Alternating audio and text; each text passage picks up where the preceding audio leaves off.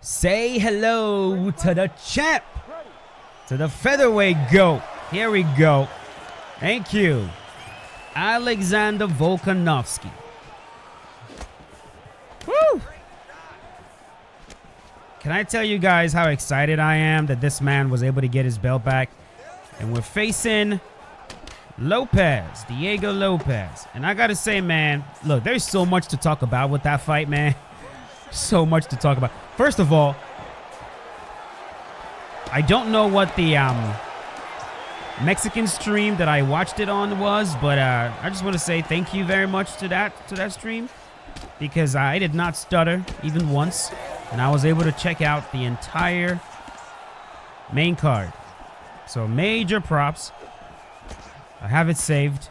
I will be using it again. And this is coming from someone who has, let me say, I've been buying UFC pay-per-views literally since, for as long as I could possibly remember. I've been buying UFC pay-per-views. But I'm tired. I'm done being scammed. Like, it's just what it boils down to. And I don't want to blame the UFC necessarily. It's ESPN, bro. Hold on. This guy's really having me stunned a little bit. There we go. He came to fight. I gotta respect it. Got him. ESPN is just absolutely pathetic. Pathetic. I hate it so much, dude. And for the longest time, I did not do anything about it. I kind of just like, I was like, man, I don't want to, you know, I was like trying to be noble and stuff. I don't want to rob the fighters, you know, all this stuff. We complain about fighter pay. I want to do my part, you know what I mean? But bro, like, I'll buy a fight card and then I won't be able to watch the card that I bought. Like what in the world? Like, and this is $80. So after it happened a few more times, I'm like, bro, like, unless the UFC does something about ESPN, like, I'm no longer throwing money away, bro. Like, I'm not a rich guy. Like, come on, bro. I'm not here to throw money away. Got him. I'm not a millionaire yet. Maybe when I become that, then I can throw $80 away, I don't know, once a month. Like, come on, bro. That's ridiculous. Anyways. There we go. Volkanovski looked incredible, guys. Like, he really did. And he was facing a gamed Diego Lopez. I did not know that Diego Lopez was as tough as he was until I just watched that. Oh, shoot. Oh, no. That just reminded me of how the actual fight went down. Was it the second round that Volkanovski got dropped? It was either the first or second round, but, you know, Alex kind of has a tendency to, when he's backing up, to kind of, you know, put his chin up in the air and kind of like, you know, that's kind of how he got caught by Topuria the first time. The shot that started, you know, everything. I feel like he does such a good job, like, when he crashes into the opponent as opposed to pulling back like that. But now, you know, I think it's a city kickboxing thing, I think. And I don't know. It's like sometimes they'll forget to crash into their opponents. Israel used to do that so well. When he fought Paulo Costa, for example, it's like when Israel is in there with a really powerful guy, he actually favors crashing into the opponent, clinching, grabbing him. And I would have loved to see Volkanovski do that more against Topuria. But you know what, man? That's in the past now. Ilia Topuria has vacated the title. He's left the featherweight division. And now the rightful king is back. Well, I don't want to say the rightful king. He got beat fair and square by Ilia Topuria. And then Topuria defeated Max Holloway. So, you know, Ilia is absolutely, he's going to do it again. I know it. No, he went up. Okay. But yeah, man, I'm telling you guys, if you take a look at the way Alexander Volkanovski showed up in this fight, nope. Like, look at how twitchy he was. Just go back and watch. As soon as the fight started, just how twitchy and like quick, and like anytime a fighter comes out like that, I know they're about to produce a masterpiece. I'm telling you. Everything's firing. They're not slow. They're not sluggish. Israel looked like that against Paulo Costa. Just came out twitchy as hell. Really twitchy. And right, twitchy, I mean, it just seems like all your muscle. I'm going to just posture up right here. Hook. Hook. Nice deny. No. Deny that. What you want to do? What you want to do? What you want to do? He denied it. Heel hook.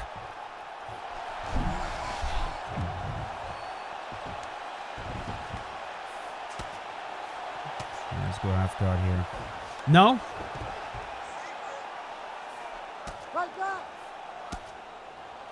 Yeah, as soon as I saw, I'm just going to hang out here a little bit and pin him against the cage for a bit. There we go. Boom. Yeah, I love when fighters come out like that, bro. They are, you can just tell, man. It's almost like a curled spring. That's what it's like. When a fighter is just eager to get it going, they're like a caged bull, you know what I mean? And it's like, all right, here we go, here we go. He's about to get let loose. He's about to get unleashed. That's what it is. That's the word I'm looking for. There's certain times when fighters enter the cage and they look like they were unleashed. John Jones looked like that in both fights against DC. He looked like he was unleashed. Because as soon as the referee said go, John was like attacking him immediately. And like I just throwing big shot. Boom. You know, axe kick, front kick to the body. Just there's just there's a level of training and a level of preparation that you have that when you show up and you're so well prepared, your cardio is where it needs to be. You can even tell from Volkanovski, from his body, how shredded he was. Yeah, this guy, he was very well prepared, not only physically but mentally as well. Because he gotta think, man. You go out there and you get KO'd by Islam Makhachev, then you get KO'd by Topuria back to back. You know, then you start questioning. There we go. Do I still have it, man? Am I still that guy? Got him. This is it. GG's. There we go. Yeah. Am I still that guy? Have I lost a step? Have I lost multiple steps? Will I be able to get this back? You know, I'm sure Israel is thinking the same thing right now. After all these losses, like, man, like, do I still have it? Am I still that guy? You stand and you look at yourself in the mirror and you're like, man, I don't know. I don't know. I don't know. Maybe I've just lost a step, you know? But he was able to overcome all that, which is very impressive. Let's move on. You ready to fight? You ready? Do it.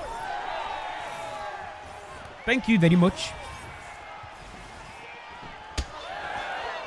All right. Another Diego Lopez. There we go.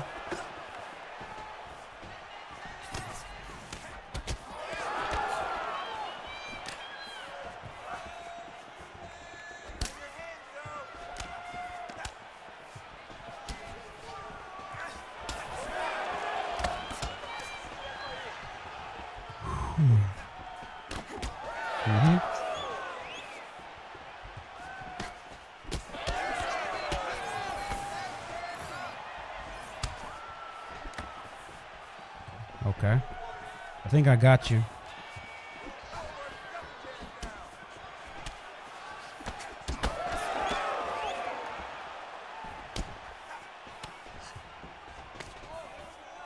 He is crazy with these elbows. Jeez.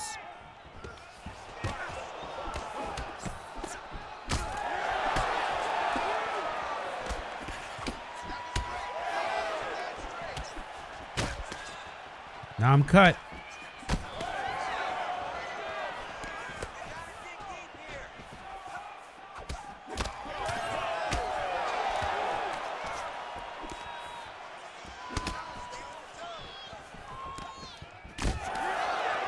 You know what I just realized? I didn't just realize this, by the way, but like something I wanted to talk about. Like, I've been wondering, man, this game is very familiar. Oh, what the hell? I was blocking. I was blocking.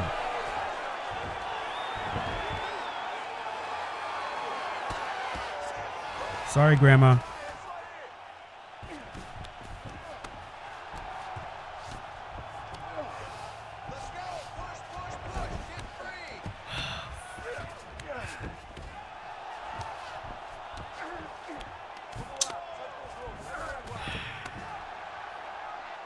Let's work. I'm going to stand this up. Push him off. Push him off.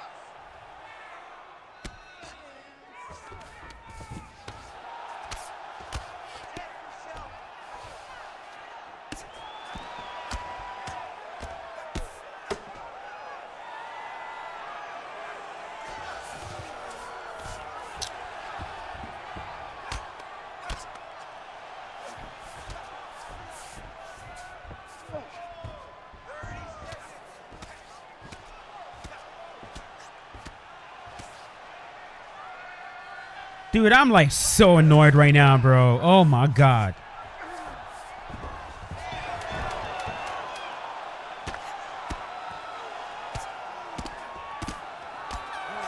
Yeah, there's certain bugs that, like, oh my God, it drives me absolutely off the wall, bro. Like I'm holding block. I'm holding block. But there's something, I don't know. I think some players might have figured out how to actually do that, where they back up, they do something. And it's always while the player is retreating.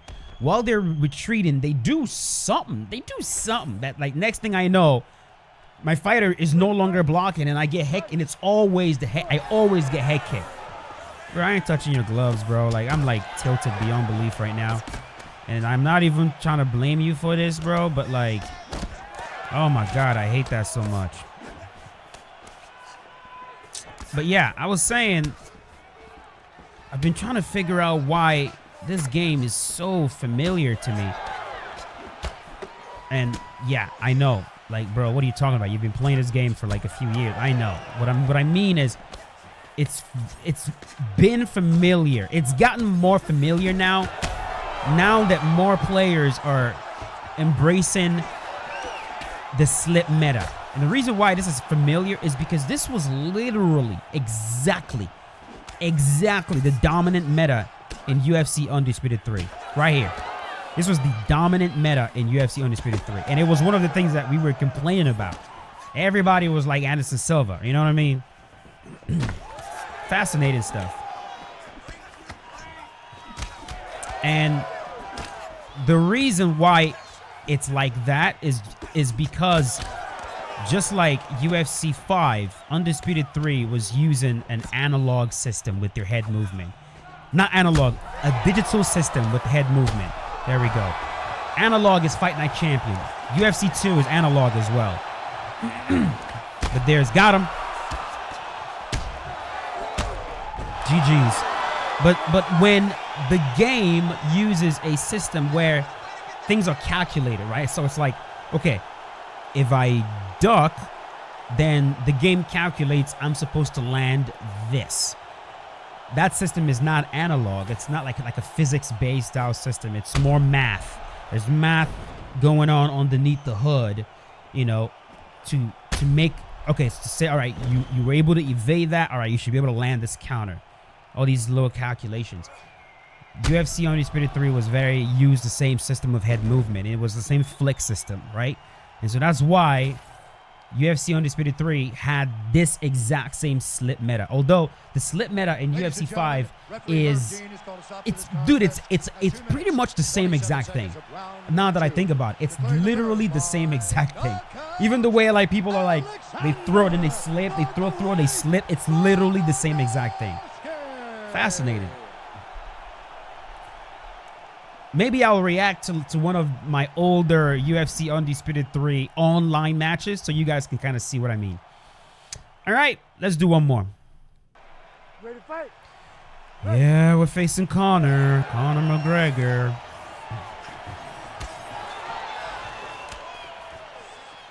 Strawberry 420. Yep, anytime they got 420 in their name, you just know. You just know. By the way, you guys would know more than me when it comes to this. I haven't done the research properly, but I've been taking gummies, like THC gummies, Delta 9, Delta 8, stuff like that, pretty much daily now. I have two. I have a Delta 9 that's like 500 mg and a Delta 8 that's 300. And my body has gotten so used to it that like I can take one 500 and two 300s and like barely feel anything. Like I'm fine. So those of you that are more experienced with this stuff, what are the dangers? Right? Again. Ooh, got him. I can do my own research, so this is not like me.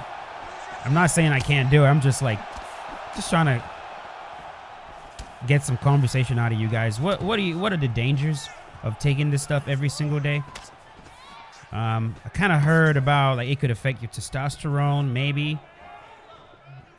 I don't know. I don't freaking know.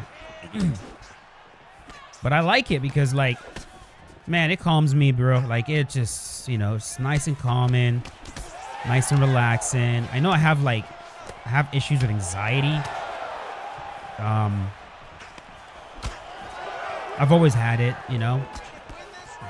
I'm a very like anxious type of guy, especially after I had kids. Man, it got way worse because like I have like imposter syndrome all the time, where I like, there we go. I sit there and I'm like, dude, who in their right mind allowed me to be in charge of a whole entire family? Like, you know what I'm saying? Like, I look at myself and I'm like, man, I'm still so immature and I'm still growing with so many things. Like, I don't feel like I should be trusted to take care of a family. But man, I'm doing it, right? I'm doing it. The kids are growing. They're well fed. They have shelter. They're well taken care of. I keep them safe. But I still get so anxious. Still get so anxious. Oh, shoot.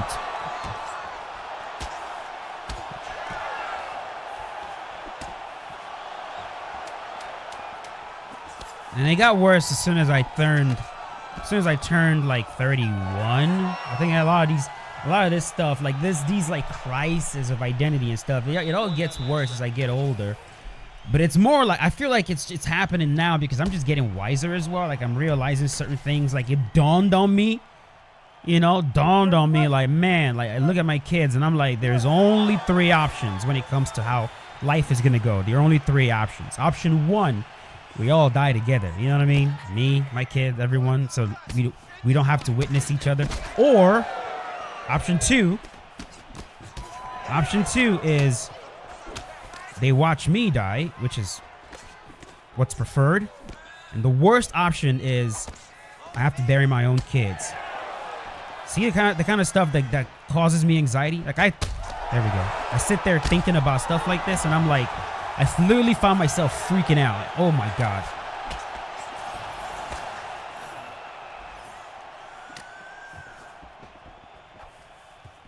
Getting closer to God this year has helped, I'll be honest. You know, just getting back to being more regular with church, you know, reading my Bible, praying, stuff like that.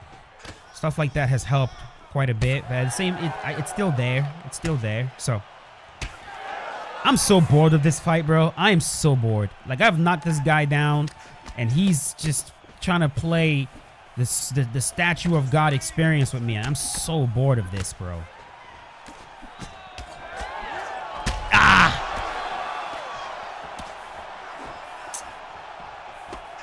Can't wait for this to be over. So yeah, if you guys know what the negative side effects are of taking gummies every single day, let me know. It's so much better than alcohol. So much better. I wake up not feeling like I've been poisoned. You know what I mean? When I drink, I always wake up feeling poisoned. My body aches. My brain is all weird. I'm like, oh my God, like it's just you know, even if I don't have an actual hangover, it's just not a pleasurable experience. But with this, I get up, I'm like well rested.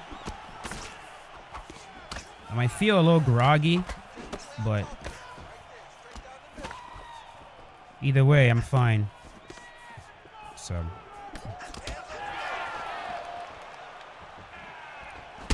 got him. Boom. Boom. There we go.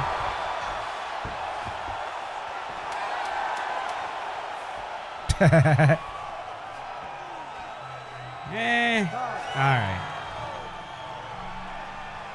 All right.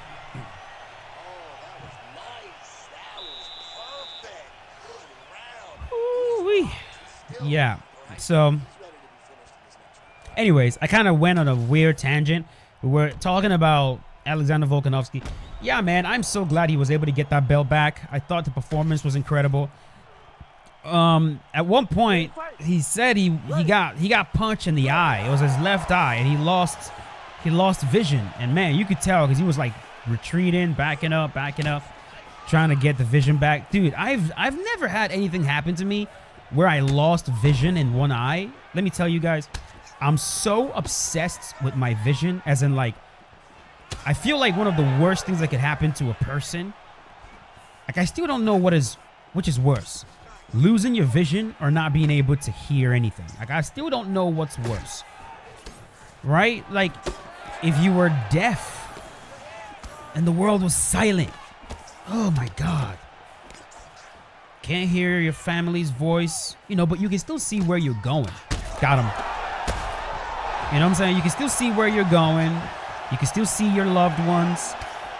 So I feel like vision is more, you know, you can't listen to music. You can't hear your own voice, so you don't even know if you're talking loud and all this stuff. And so anything that like affects my eyes, bro, I don't play with my eyes, man. And that's why I don't use contact. Some people are like, man, you should get contact lenses. No, thank you. I don't want to stick nothing in my eyeballs. Romero went and got LASIK eye surgery. Like, was it 2 years ago? And he was like talking to me about it. I was like, bro, I'm never doing that. Oh, come on. Please, let this fight end already. Jeez. Jeez, man. This fight got so boring. I literally lost attention so many times, man. Anyways, yeah, when I heard about the vision loss, I was like, oh, man. I don't know, bro. Like, if I'm fighting and I lose my vision, see, this is why I say I'm not built for MMA, bro, because like that might be enough for me to just be like, I'm done. Like, am I willing to give up an eye? Am I willing to have my leg broken? Am I willing to, you know what I'm saying? Like, these fighters who go, I'm willing to die in here. I'm like, I'm not. I'm not. I got a family. Like, yeah, MMA is not for me, bro. I've known that for a very long time, bro. I don't want to get hit. I don't want to get catastrophically injured. I don't want to lose an eye. I don't want someone to pull, like Michael Bisping, for example. You know what I mean? MMA lost him his eye. That's crazy. You know what I'm saying? You lost an eye? Oh, my God. Now he can only see out of one. Ugh. Anyways, hope you guys enjoyed the video. If you did, write the great. If you watch up until this point, just write the great in the comment section below. And I will see you boys later with a brand new one. As always, stay safe. Peace out. Have a good one, boys. You guys are awesome.